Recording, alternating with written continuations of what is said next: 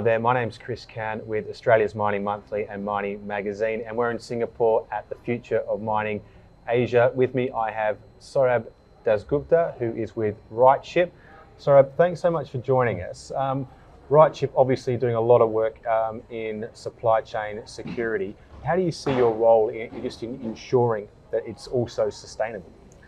Yeah, look, firstly, in terms of the genesis of RightShip, the organization was set up back in 2001, and it came on the back of two mining giants, BHP and Rio Tinto, coming together. And the context behind it was, numerous shipping incidents that happened off the coast of Australia in the mid to late 90s, and that got the conversation on safety right up in the big mining houses, and that's when RightShip was formed. And in a few years, we had a really large trading organization in Cargill, grain trading organization in Cargill, who came in and joined as a shareholder. So RightShip was originally formed to drive the message of safety in the supply chain for the mining industry, but more broadly as the organization evolved from there. The way we provide that assessment is through a due diligence process that we run, which is based data-driven and technology-driven, and that's where data and technology play an extremely important role. We have the whole mantra in RightShip is to make sure that we have the right data flowing at the right point in time, so our customers, be it the cargo owners, the mining houses, can make the right decision to charter the right ships and the safest ships. And on the other side of the spectrum, you have the ship owners and managers who understand the requirements, the due diligence, and the standards that are required to visit ports across the world, and are always elevating their standards. And RightShip and the platform, through its data and technology, plays a role to be an intermediary in many ways to assess the risk of that exists in the supply chain, but being able to translate that to better standards from a shipping point of view. And therein lies the insights that come from the data. So as I said, the right data at the right point in time to our customers, both owners, ship owners, as well as the cargo owners. What I mean by that is, in terms of insights, is to be able to draw, to an extent, moving from lagging indicators of, I have seen 10 incidents on this ship, so what does that mean? To, I saw 10 incidents on that ship. What was done to fix those incidents? And how were those incidents fixed? And what is your confidence level in the way those incidents were closed? That's where the maturity of the conversation is now starting to happen, to move from lagging indicators to leading indicators. And that's where data and insights that we can provide will help everyone make the right decision in the maritime supply chain. Okay, I appreciate you saying it's data driven. It always has been data driven, but as we know and as we're hearing in the conversations around just the corridors, on the panels and the presentations, data is massive and data is changing everything. The other thing we're hearing about more is collaboration, and then this a lot of it sits with the overall conversation around technology. So I'm really interested from your perspective within RightShip, how the step change in data has evolved in a data business, essentially, or data-driven business, and how that's working with the overall technology piece, and then the need to collaborate for future solutions. So there's 2 to 3 things that I'd want to call out in terms of the patterns that we are observing. The first, as I said, is the deep insights, and that requires data not just coming from historical legacy information that will sit with port state control or flags, but it's also data that's coming from ship owners, right? So in many ways, RightShip is drawing data from multiple parties and multiple sources. You have what is published in the public domain, you have what the ship owners share with us because they're closing incidents and root cause analysis. We also do, on the back of that, verification of incidents closeout, or just physical verification of ships where we deem risks to be high based on age or other factors, that we are then able to unpack more data from that verification, which then flows back into our platform, which then can be disseminated across the supply chain or the value chain with the mining houses as well as other customers, to be able to see transparency. So this is all about making things transparent to make better decisions, right? Flow of data in a seamless, efficient, effective manner will make decision making faster, but will also add transparency in the supply chain. The second thing, I think, is this cannot be done unless there's collaboration.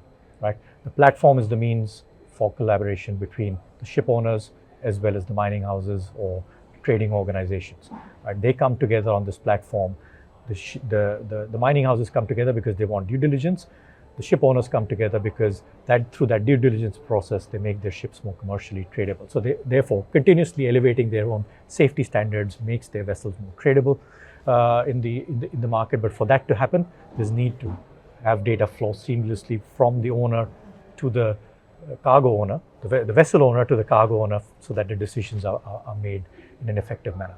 And I see this landscape broadening for us as RightShip. So it's not just the conversation on zero harm, it's also about emissions and how we track emissions on an ongoing basis, because we can look at emissions based on vessel design. We can then provide that information to the cargo owners to make decisions on chartering ships with lower emissions. We can provide that data to ports and terminals. In fact, we can set up GPS coordinates, right? And this is where collaboration happens between a terminal and us to set up coordinates to say, look, you get these many ships that come to your terminal. This is the emission profile. They can then use that data to look at various means to reduce emissions. So for example, one of our customers really optimized the way the pilots are sent on board. So you have a boat come in, take one pilot, put on a ship, come back, put another pilot. They said, why don't we just create a deck and send all the pilots on board onto that platform, and then they can go to whichever ships they need to.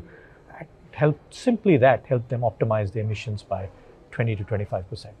So this is what I mean by transparency in data and collaboration, that you bring the right level of right data, right point in time, means the right level of transparency, which means the best decisions are made using that data, both from a safety perspective, but also more broadly for sustainability and reduction in emissions.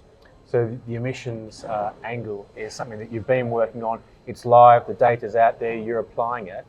How mature is that in terms of, is there more you can do around that on the decarbonisation emissions front? And then what else is RightShip looking at in terms of using its data? It sounds like you're very efficient with the data you use, recycling that data.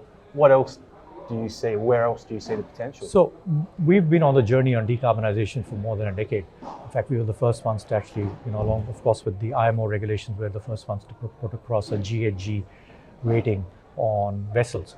So you have a vessel which from A to a E or a G would have the lowest emissions on an A-rated vessel, down to a vessel with an E or a G would have the highest level of emission.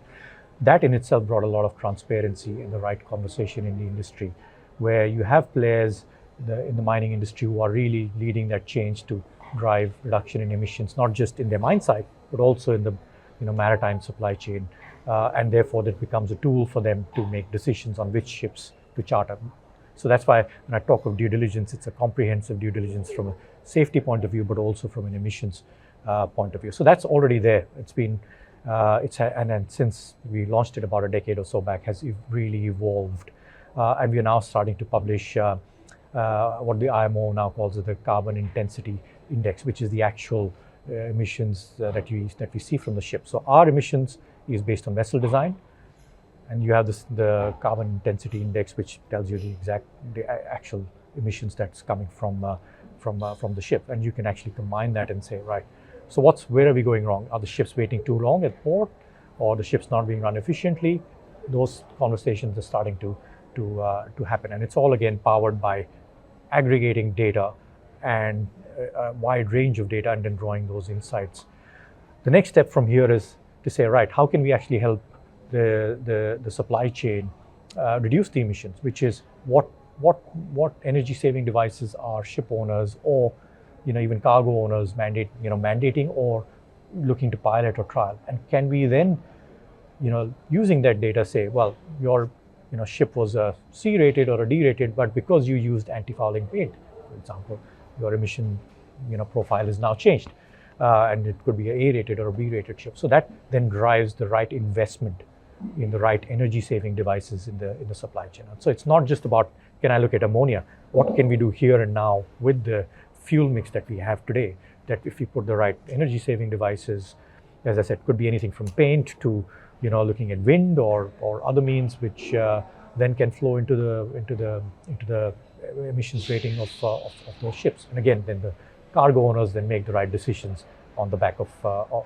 that. So we are really leading the change within the maritime supply chain around the emissions reduction, and what opportunities are there to look at emissions reduction. Saurabh, thanks very much for your time. Thank you.